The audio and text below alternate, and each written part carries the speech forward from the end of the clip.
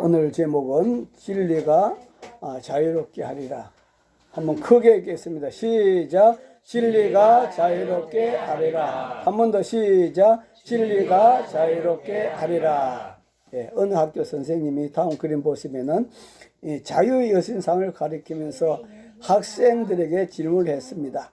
한 손에는 횃불 들고 한 손에 책과 같이 생긴 석판을 들고 있는데 아는 학생이 있으면 손을 들고 답을 해보라고 했습니다. 그랬더니 한 학생이 손을 번쩍 들면서 하는 이야기가 캄캄한 데서 책을 읽을 수 없기 때문에 횃불을 들고 있는 것입니다 라고 그렇게 대답을 했답니다. 이런 것처럼 생각은 자유다 하는 것입니다. 또 그 다음 그림 보시면은 미국의 오클라호마 대학 연구팀에서 침팬지에게 언어를 훈련시켰답니다. 140개의 언어를 훈련시켰는데 그러고 나서 평안하게 살게 해주었어요. 그 침팬지에게 자기 마음에 하고 싶은 말을 하도록 그렇게 했다고 합니다. 그랬더니 침팬지는 하는 이야기가 제발 나를 좀 가게 해달라고, 나를 붙잡고 괴롭히지 말게, 그 공부시킨다고 괴롭히지 말고 좀 가게 해달라고, 그렇게 다시 말해서 자유를 달라고 그렇게 했다고 하는 것입니다. 다음 그림 보시면 우리나라의 3.1 운동이 일어난 지도 105년이 되었습니다. 3.1절 기념일이 지나갔지만도 3.1절 운동을 한마디로 말하자면은 살기 위한 몸부림이라고 할 수 있을 것입니다. 다시 말해서 자유를 얻기 위해서, 자유가 아니면 죽음을 달라고 자유를 위해서 목숨을 건 사건이 바로 3.1절 사건이라고 볼 수 있겠습니다. 오늘 성경을 보면서 자유를 갈망하는 이스라엘 백성들의 모습을 한번 보도록 합니다. 요셉이 애굽에 총리로 있을 때 극한 가뭄이 와서 다음 그림 보시면 부모와 형제들로 하여금 애굽의 고센이라고 하는 이 땅에 와서 살도록 했습니다. 이 애굽은 바로 지금의 이집트입니다. 거기서 살도록 하였는데 처음엔 70명이 내려왔어요. 그런데 430년이 지나면서 요셉도 죽고 이스라엘 백성들도 200만이나 되는 많은 인구 숫자로 늘어났습니다. 그런데 이스라엘 백성들은 그렇게도 고된 노동을 시킨데도 늘 항상 번창하고 또 번창했더라 하는 그런 것입니다. 그래서 위기를 느낀 애굽의 바로왕은 어떤 생각을 했는고 하니까 그들이 왜 감독을 세우고 그들을 관리를 해야 되겠다. 그래서 인구가 늘어나지 않도록 해야 되겠다. 그런 생각을 가지고 다음 그림 보시면 말씀 보면은 시작. 우리가 그들에 대하여 지혜롭게 하자. 그럴건데 그들이 더 많게 되면은 전쟁이 일어날 때 우리 대적과 합하여 우리를 싸우고 이 땅에서 나갈까 하노라. 그러니까 이스라엘 백성들의 숫자가 많아지면 많아질수록 나중에 불안한 거예요. 전쟁이 일어나면 이들이 애굽 편에 서지 않고 적군들 편에 서가지고 싸워버리면은 우리는 질 수밖에 없다 하는 그런 거죠. 그래서 지혜롭게 하자. 어떻게 지혜롭게 할까? 그래서 그들로 하여금 다음 그림 보시면은 굳고 성 람과 비돔을 건축하도록 했습니다. 우리도 저 서울로 가면 성들을 많이 보잖아요. 그 성을 질 때 얼마나 힘들었겠습니까? 그러한 굳고 성을 이렇게 건축하도록 했습니다. 그 다음에 흙 이기기, 벽돌 굽기, 여러 가지 농사 짓기, 새벽부터 밤늦게까지 다음 그림 보시면 엄청나게 가혹한 노동을 시켜서 아예 아기를 낳을 생각도 하지 못하도록 엄청난 학대와 채찍으로 이스라엘 백성들을 일을 시켰다 하는 그런 것입니다. 그 정도 학대하면 이스라엘 백성들의 숫자가 점점 줄어들어야 할 것인데 그럼에도 불구하고 이스라엘 백성들의 숫자는 점점 늘어났어요. 그래서 안 되겠다 싶어가지고 이번에 두 번째 방법으로 산파를 불러가지고 임산부들이 아기를 낳을 때 남자면은 태어날 때 벌써 죽여라. 그렇게 당부를 했습니다. 그러나 그 산파들이 양심상 그렇게 할 수가 없었습니다. 그래서 나중에 보고하기를 이스라엘 여자들은 엄청나게 건강해가지고 우리가 도착하기 전에 벌써 아기를 낳아버리십니다. 그래서 어떻게 할 수가 없었다고 그렇게 보고를 했습니다. 자, 그렇게 해도 안 되니까 나중에 세 번째는 이제 바로 왕이 이번에는 그렇다고 한다면은 이미 태어난 아이들 남자 아기라면 무조건 나일강 물에 집어던지라. 다음 그림 보시면 바로 모세도 이때 태어나가지고 바로 나일강 물에 던져지게 됐다 하는 그런 말씀이죠. 그래서 수많은 아이들이 강물에 던져졌고 부모의 절규에 찬 울음 목소리는 고센 온 땅에 퍼지게 메아리치게 됐다 하는 그런 것입니다. 여기서 이스라엘 백성들이 소원이 무엇일까요? 이스라엘 백성들의 소원은 다음 그림 보시면은 바로 자유였을 것입니다. 그죠? 마음껏 뛰어놀고 싶을 것입니다. 그죠? 비록 일은 고된다 할지라도 마음껏 자녀를 낳을 수 있는 자유, 또 마음껏 자녀를 키울 수 있는 자녀, 또 자녀들과 함께 즐기며 웃고 꿈을 꿀 수 있는 그런 자유를 달라고 이스라엘 백성들은 기도를 했을 것이다 하는 그런 것입니다.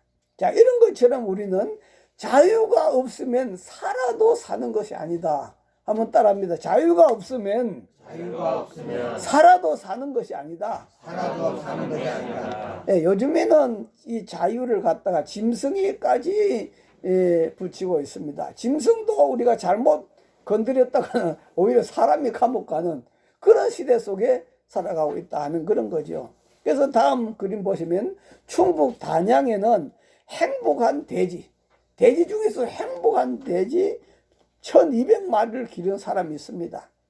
그래서 이 사람은 동물도 복지가 돼야 된다. 사람만 복지냐? 동물도 복지가 돼야 된다. 그래서 이 사람은 돼지 행복을 주장하는 그런 사람입니다. 그래서 돼지에게 보장되어야 할 자유는 첫 번째는 배고픔, 목마름으로부터 자유를 얻어야 된다. 돼지가 배가 고파 안 되겠다 이 말이에요. 목이 말라 안 되겠다 이거요. 그래서 일반 농장보다 사료가 15%가 더 든다고 합니다. 그다음 두 번째는 불편함으로부터 자유를 가져야 된다. 세 번째는 고통과 질병으로부터 자유를 가져야 된다. 그래서 사료에 항생제를 쓰지 않고 위생관리도 철저하게 한다고 합니다. 그 다음 네 번째, 정상적인 활동을 할 자유가 있어야 된다. 농림수산부 기준보다 3배 이상 넓은 공간을 마련해야 된다. 그리고 바닥도 톱밥으로 축사를 만들고 그렇게 했다고 합니다. 그리고 다섯 번째는 돼지가 공포하고 불안해서는 안 된다. 돼지가 불안해서 안 된다.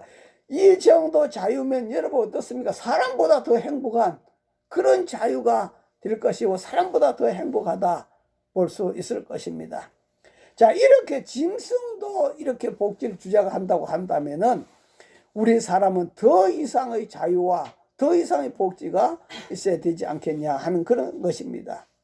자, 다음 그림 보시면 큰 닭장을 가진 그런 부자가 있었습니다. 많은 닭을 기르고 있었어요. 그런데 그 집에 머슴이 있었어요. 머슴 이름이 바이라고 하는 사람인데요. 어느 날 닭장에 있는 닭들한테 모이를 주면서 참 너희들은 좋겠다. 닭들을 부러워했습니다.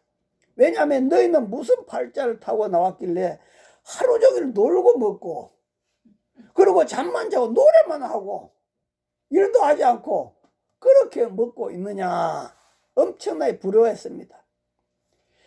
사실 부럽지 않습니까? 그 안에서 노래만 부르고 주는 거 먹고 잠자고 싶으면 잠만 자고 엄청나게 부럽잖아요.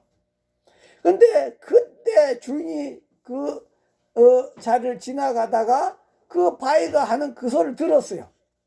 듣고 그럼 좋다. 너도 닭장에 있는 닭처럼 네 팔자를 고쳐주겠다. 그래가지고 바위를 닭장 속으로 집어넣어 버렸습니다. 바위를 닭장 속에 가둬버렸어요. 그리고 아침 저녁으로 이제 닭모이를 주면서 바위에게도 밥을 갖다 주라고 했습니다. 밥을 걸게 차려가지고 그렇게 갖다 주고 잠자리도 그 안에 또 마련해 주도록 그렇게 했습니다. 그리고 그 닭들처럼 노래도 불러야 되지 않겠냐. 그래도 노래도 부르라고 장구도 넣어주었습니다.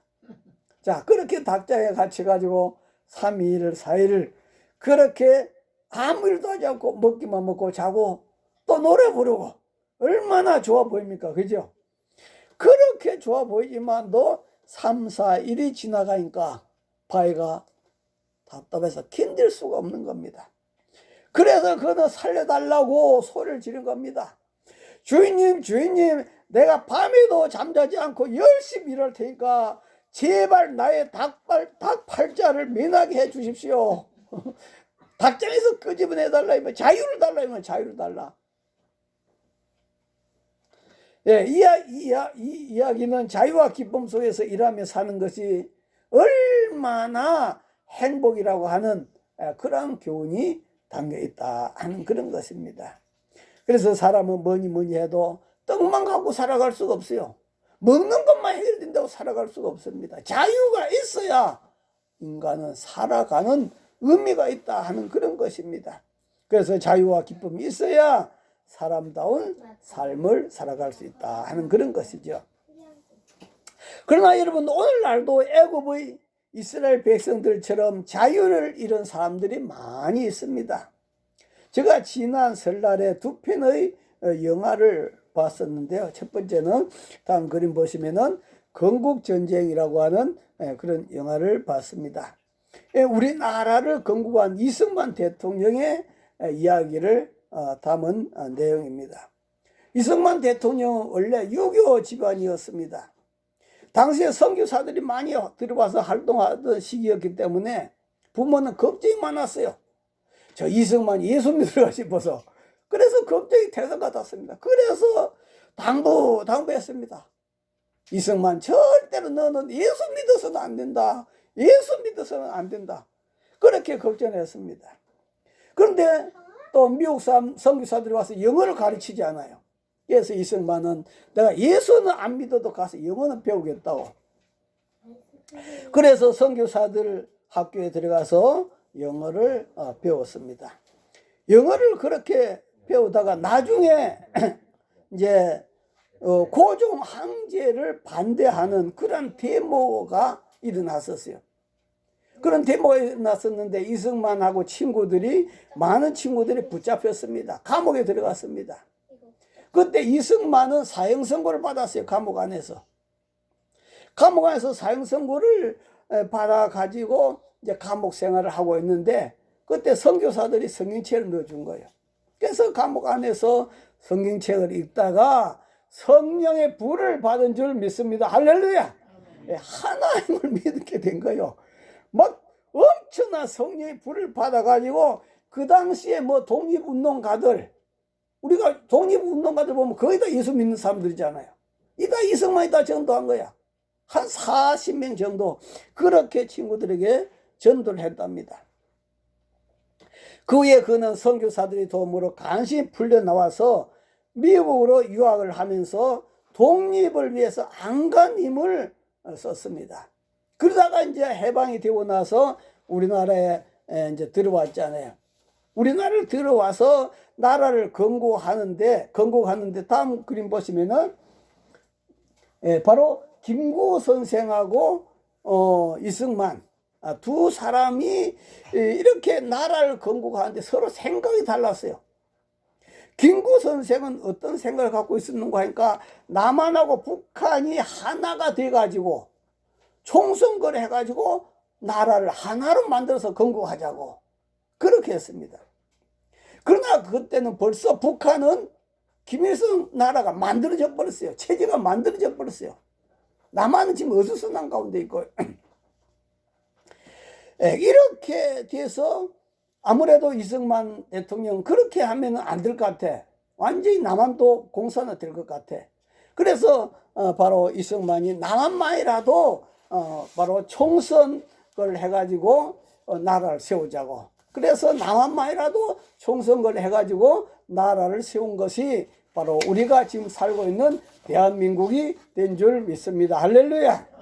자, 그런데 여기서 우리가 보면은 후손들이 이승만하고 바로 김구 선생을 가지고 막 서로 싸우고 있는 거예요. 민주당 같은 경우는 김구 선생을 떠받들고 있습니다. 왜냐하면 남북이 통일을 추구했던 사람이잖아요. 그죠? 그래서 그분들은 아예 이승만은 그냥 뭐 발밑으로 집밥듯이 해버리고 김구만을 떠받던 사람이고, 그런데 이제 국민의힘은 이승만 대통령을 떠받들고 있잖아요. 그래도 남한을 세우고 이 정도 살게 한 분은 바로 이승만 대통령이 아니냐 이거죠. 자, 우리는 이러한 모습들을 바라보면서 둘 다 뭐 장단점이 다 있습니다. 그죠? 그분들이 잘한 것들을 우리는 다 인정해 주는 것이 좋겠습니다. 그러나 우리가 객관적으로 보면은 김구 선생의 말대로 남북한이 하나 되어서 총선을 했다면 우리나라는 벌써 김일성이 주도하는 공산국가가 되고 말았을 것이다 하는 그런 것을 우리는 느끼게 된다 하는 그런 것입니다. 이승만 박사는 대통령이 되자마자 가장 큰 일을 두 가지를 했습니다. 참 이거는 보통 해서는 요즘 같으면 어림도 없는 일이죠. 그런데 당시에 바로 두 가지 큰 일을 했는 첫 번째 농지개혁이었습니다. 당시에 일반인들은 논이 없었어요. 땅이 없었어요. 거의 다 지주들이 땅을 갖고 있기 때문에 바로 일반인들은 전부 소양농이었습니다. 그분들이 농사를 지어주고 얼마씩 받아먹는 그런 일을 했단 말이에요. 그랬더니 어떻습니까? 일반인들은 농토가 없으니까, 그래 이승만 대통령 이래서는 안 되겠다. 전부 다 온 백성들에게 지주들은 다 땅을 나눠주라. 땅 나눠주라. 그래가지고 일반인들도 전부 땅을 갖게 되었어요. 그래가지고 자기 땅이 생기니까 어떻겠습니까? 밤잠을 안 자고 나가서 농사를 짓는 겁니다. 그래가지고 몇 년 동안 일을 해가지고 그 땅값을 그 지주한테 다 갚는 거예요. 그렇게 해가지고 참 우리가 이렇게 땅을 갖게 되었는데요. 참 얼마나 대단한 것입니까? 그래서 어떤 분은 이렇게 말합니다. 만약에 이승만 대통령이 소작농들에게 땅을 배분해 주지 않았다면 6.25 때 한국은 공산화가 되었을 것이다. 온 백성들이 자기 땅 가지려고, 자기 땅 안 뺏기려고 그렇게 죽게 하며 살고 싸웠다는 거죠. 지금도 우리 북한은 자기 땅이 없잖아요. 북한 사람들 자기 땅이 없어요. 전부 김일성, 김정은의 땅입니다. 자기 땅은 없습니다. 그렇기 때문에 제대로 일을 안 하죠. 그러니까 늘 항상 가난하게 살아갈 수밖에 없다 하는 것입니다. 하여튼 이승만의 이 공은 우리가 참 대단한 그러한 계획이다 한 걸 볼 수 있고, 그 다음에 두 번째는 바로 교육 혁명입니다. 초등학교 의무 교육이죠. 우리나라는 일제강점기에 태어나신 어르신들 외에는 그걸 모르는 분이 거의 없을 정도로 바로 문맹률이 극히 작은 나라다 하는 그런 말씀이에요. 그래서 무조건 가서 공부를 시켜야 된다. 무조건 공부를 해야 된다. 이승만 대통령이 이런 업적은 바로 우리 국민들이 자유를 가지고 행복하게 살도록 하는데 큰 목적이 있었다. 그렇게 보아집니다. 그리고 제가 두 번째 봤던 영화는 비욘드 유토피아라고 하는 그런 영화인데요. 이 말의 뜻은 건너편에 천국이 있다 하는 그런 뜻을 갖고 있습니다. 한 목사님이 북한에서 5명의 탈북자들을 도와서 북한에서 중국, 중국에서 라오스, 라오스에서 베트남, 베트남에서 태국을 거쳐서 우리나라에 들어오는 그런 내용입니다. 자, 그렇게 탈북을 하는 과정에서도 이 사람들은 하는 이야기가, 아이고, 김정은 그 위원장한테 은혜를 입었는데 그 은혜를 못 갚아 어떻게 하냐고 그런 말을 하면서 넘어오는 거예요. 북한 사람들 지금도 그 김정은한테 은혜를 못 갚아 살아가는 그러한 삶과 같다 하는 그런 것이죠. 북한에서 바라볼 때 남한은 천국과 같다 하는 그런 말씀이에요. 그런데 한 엄마는 이미 자기는 남한에 넘어왔는데 그 아들을 데리고 오지를 못했어요. 그래서 그 아들을 데리고 오려고 그 브로커한테 많은 돈을 보내가지고 그 아들을 데려오려고 안간힘을 썼는데 북한에서 겨우 넘어왔는데 중국에서 붙잡혀가지고 다시 북한으로 압송되어 버렸습니다. 그러고 나서 죽었는지 살았는지 소재를 찾을 수 없어가지고 브로커가 포기하라고 그 소식을 들은 어머니는 땅을 치고 통곡하면서 마음 아파하는 그런 내용입니다. 오늘 우리는 우리가 누리는 자유가 얼마나 귀한 자유인가 알아야 된다 하는 그런 것이죠. 일본의 압제 아래 삶이 얼마나 짐승이나 다를 것이 없는 그런 삶인 것을 안 선진들이 다음 그림 보시면은 바로 총과 칼 앞에 맨손으로 태극기 하나 들고 자유를 달라고 외친 것이 바로 3.1 운동이다 하는 그런 말씀입니다. 자, 이렇게 자유를 갈망하는데 그러면 저와 여러분 진정한 자유가 있는가? 한번 따라합니다. 예수님은 우리에게 참 자유를 주러 오셨다. 그렇다고 한다면 우리는 참 자유가 있는가? 다음 말씀 보면은 시작. 주의 성령이 내게 임하셨으니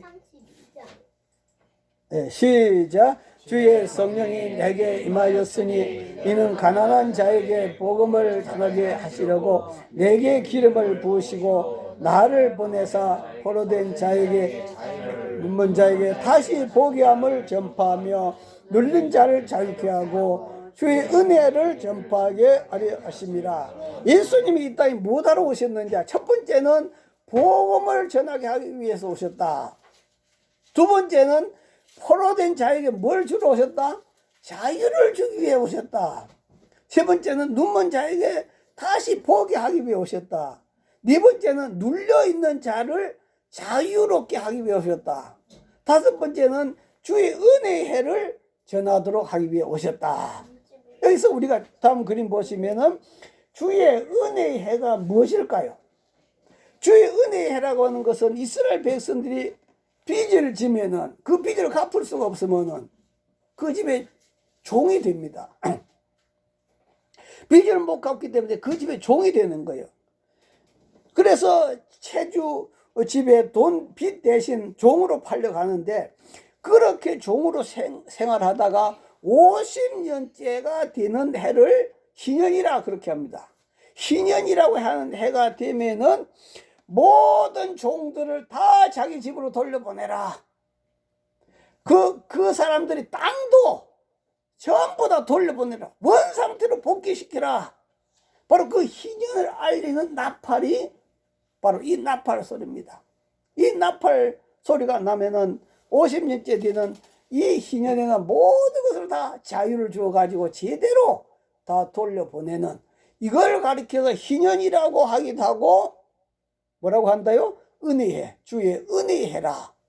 라고 예수님은 바로 이 은혜해를 주기 위해 오셨다 하는 것입니다. 다시 말해서 예수님이 이 땅에 오신 목적은 자유를 공포하러 오셨습니다. 이 희년은 은혜해는 자유를 공포하는 해입니다. 예수님이 이 땅에 오셔가지고 모든 사람에게 자유를 공포한다. 마치 아브라함 링컨 대통령이 그 노예들에게 자유를 공포했던 것처럼 예수님은 자유를 공포하러 오셨다 하는 그런 말씀이에요. 그 기쁨은 우리나라의 강복절 기쁨이나 별 다를 것이 없었을 겁니다. 얼마나 기뻤겠습니까? 그런데 예수님은 이 땅에 오셔서 단순히 육신적인 자유만 주러 오신 것이 아니라 영적으로 마음의 상처와 짓눌림에서 전인적인 면에서 자유를 주러 오셨다는 말씀이에요. 첫 번째 보면 우리는 예수님은 마귀에게서 자유를 주러 오셨습니다. 어디에 포로된 자에게 자유를? 포로된 자에게 자유를. 다음 그림 보시면은 마귀와 죽음으로부터 자유롭게 하시고 그 다음 그림 보면은 덫에 걸려있는 짐승을 볼 수 있습니다. 자유가 없지요. 자유가 없습니다. 성경에는 마귀, 귀신에게 포로된 많은 사람들을 언급하고 있습니다. 귀신은 수많은 질병을 주고 사고를 당하게 하며 불행이 연속되게 만드는 것입니다. 그러나 예수님은 귀신을 쫓아내시면서 귀신의 포로에서 저와 여러분을 자유케 하신 줄 믿습니다. 바로 이러한 포로. 예. 지금 이 짐승이 덫에 걸려있는 이러한 짐승이 기쁨이 있을까요? 행복이 있을까요? 없습니다. 그죠? 그런 것이 오늘날 우리 인간들도 이런 데 포로되어 있는 사람들, 자유가 없어요. 자유가 없습니다. 그 다음 두 번째로 보면은, 다음 그림 보시면은, 마음의 상처나 분노, 마음의 상처나 분노, 우울증 등의 감정의 아픔으로 눌림받아 고통당하는 자에게 예수님은 자유를 주기 오셨습니다. 눌린 자를 자유케 하고, 눌려있다 하는 그런 거죠. 눌려있으니까 기쁨이 없죠. 그러나 많은 사람들의 문제는 자기가 귀신에게 포로되었고, 자기가 상처의 종이 되고, 가룟유다처럼 귀신이 시킨 대로 살아가고, 상처가 시킨 대로 살아가고 있으면서도 자기 행동이 귀신에게서, 마음의 상처에서 나온다는 사실을 모르고 있다 하는 그런 사실입니다. 여러분, 왜 인생이 행복하지 않을까요? 왜 인생이 행복하지 않을까? 왜 어떤 사람은 인생을 살아가면서 불안해하고 우울해하고, 왜 어떤 사람은 날마다 죽고 싶고, 왜 예수를 믿으면서도 기쁨이 없고, 왜 어떤 사람은 날마다 짜증만 나고, 왜 어떤 사람은 날마다 신경질과 분노만 나는가? 묶여있기 때문에 그래요. 그런데 어디에 묶여있는지를 보지 못한다 하는 그런 것입니다. 어디에 묶여있는지를 보지 못해요. 다음 그림 보시면은, 그러므로 이러한 상처가 나를 지배하고 있는지를 우리는 알아야 한다 하는 그런 것입니다. 마귀는 이 상처를 충동질해서 개인을 파괴하고 가정을 파괴하는 것입니다. 그래서 우리는 마귀를 대적해야 된다. 다음 말씀 보면은, 시작. 믿는 자들에게 이런 표적이 따르리니 곧 그들이 내 이름으로 귀신을 쫓아내며 새 방언을 말하며, 귀신을 쫓아내가지고 자유를 주는 자가 되라 하는 그런 말씀이에요. 다음 그림 보시면은, 장정보다 덩치가 큰 멧돼지가 있습니다. 이 멧돼지를 집에서 길렀습니다. 그래서 주인하고 장난을 치면서 놀기도 합니다. 그런데 이렇게 큰 덩치를 가진 멧돼지가 개만 보면 벌벌벌 떠는 것입니다. 그래서 개가 커가지고 벌벌벌 떠는가 싶어가지고 이번엔 조그만 강아지를 데려왔습니다. 그런데 이 다음 그림 보시면은, 바로 이 조그만 강아지 앞에서도 그 멧돼지 벌벌벌 떨고 있는 거예요. 왜 그럴까요? 강아지가 무서워서 그럴까요? 아닙니다. 어려서 개에 물려서 죽을 뻔한 그 개에 대한 상처가 아직도 치유되지 않아 있기 때문에 개만 보면은 심장이 벌렁벌렁 뛰는 겁니다. 그 치유가 되지 않아서 그런 거예요. 치유가 되지 않아서. 어떤 목사님이 저보고 자기 신학교를 하는데 강의를 좀 해달라고 하는 그런 부탁을 하면서 저를 한번 만났습니다. 그런데 목사님은 만나자마자 자기가 어렸을 때부터 부모들이 다 세상 떠나고 고아처럼 살았다고, 이 아프고 힘든 그런 이야기를 끄집어내는 거예요. 처음 만났는데요. 여러분, 이 말을 할 수 있습니까? 쉬운 게 아닙니다. 그런데 그 목사님은 거기서 자유함을 얻었기 때문에 그 상처를 끄집어내도 아프지가 않더라 이 말이에요. 거기서 자유함을 얻었기 때문에. 근데 자유함을 얻지 못한 사람은 그것을 꼭 누구 알까 싶어 꼭 숨기고 있습니다. 왜? 끄집어내면 아프니까요. 치유가 되지 않아서 그렇다 하는 그런 거죠. 그런 것처럼 이 멧돼지도 아직도 그 상처의 종으로 살아가고 있는 것입니다. 우리도 어렸을 때 받은 상처들이 아직도 치유되지 않고 살아서 우리를 괴롭히는 것들이 있습니다. 예수님은 이런 상처에 눌린 자를 자유롭게 하기 위해서 오신 줄 믿습니다. 할렐루야. 은혜의 해인 희년을 선포하러 오셨습니다.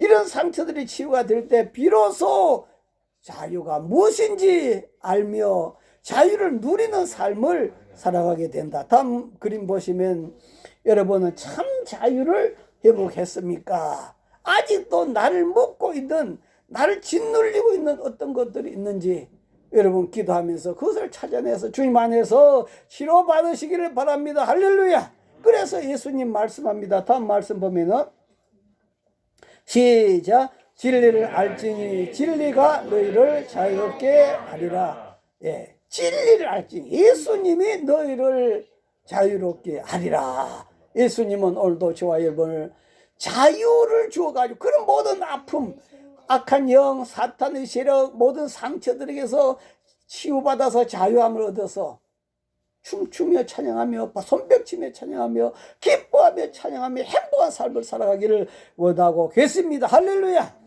바로 예수님의 어린 만짐을 치유받아 참된 자유 참된 기쁨과 자유를 만끽하는 저와 여러분 다 되시기를 주 이름으로 축원합니다. 할렐루야. 우리 주여 한번 부르 동서로 기도합니다. 주여 하나님 아버지 감사합니다. 오늘도 우리를 사랑하신 아버지 하나님, 오늘도 우리를 축복해 주심을 감사합니다. 걸어가신 하나님 아버지, 오늘도 우리 이 세상에 많은 사람들이 살고 있지만도 아버지 자기도 모르는 사이에 이렇게 묶여서 눌림받아서 기쁨을 잃고 아버지 하며 감사를 잃고 불평과 원망하며 살아가는 사람들이 많습니다. 우울해하면서 분노와 짜증을 내며 살아가는 사람들이 많습니다. 기쁨이 없습니다. 하나님 아버지, 오늘도 우리 주님은 바로 희년을 선포하러 오신 줄 믿습니다. 오늘도 바로 3.1절 하나님 아버지 이렇게 자유를 위해서 싸웠던 것처럼 오늘도 우리에게 자유를 주신 우리 주님, 우리나라에 광고를 친 하나님, 우리 심령에, 우리 영혼에도, 우리 가정에도 아버지 자유를 누리게 하여 주시옵소서. 걸어가신 아버지 앞에 감사합니다. 하나님 아버지 감사합니다. 오늘도 주님께서 함께 하시고 아버지 귀한 은혜, 사랑, 자비, 은총 베풀어 주셔서 감사합니다. 우리 주님께서 이 땅에 눌린 자를 자유케 포로된 자에게 자유를 주기 위해서 예수님이 오신 줄 믿습니다. 사람들이 육신의 포로가 되었을 때는 아파하면서도 마음이 포로가 되어 있고 영혼이 포로가 되어 있는 상태에서는 그들은 보지를 못합니다. 어디에 포로 되어 있는지 알지를 못해서 방황하고 있습니다. 늘 항상 입에서 나온 말이 죽겠다는 말이나 나오고 정말로 힘든 인생 살기 싫다는 그런 말이나 하고 있습니다. 늘 불안해하고 우울해하고 괴로워하고 기쁨을 잃고 감사하지 못하고 살아가고 있습니다. 하나님 아버지, 오늘도 저희들의 진정한 자유를 누리는 저희들이 다 되도록 축복하여 주시옵소서. 아버지 앞에 감사드리며 예수님 이름으로 기도하옵나이다. 아멘. 먼저 세례식부터 잠깐 하도록 하겠습니다. 시간 세례식을 하겠습니다. 먼저 호명 박지만 잠깐 일어서 주시 바랍니다. 오른손을 들고 서약해 주시 바랍니다. 예로 크게 대답해 주시 바랍니다. 박지만은 하나님 앞에 죄인인 줄 알며 그의 진노를 면치 못할 줄 알고 그의 크신 자비하심에서 구원 얻는 것 외에 소망이 없는 줄을 믿습니까? 네. 예.